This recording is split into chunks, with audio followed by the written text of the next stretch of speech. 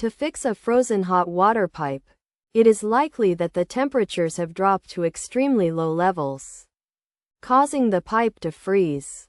The solution is to apply heat to the frozen pipe. First, the main water supply should be closed at its source. Then, a heat gun or hairdryer can be used to thaw the pipe by running it back and forth along the exposed frozen area for at least 10 minutes. It is essential to avoid direct contact between the device and the pipe, as this can cause damage. If necessary, a towel can be wrapped around the pipe to prevent this.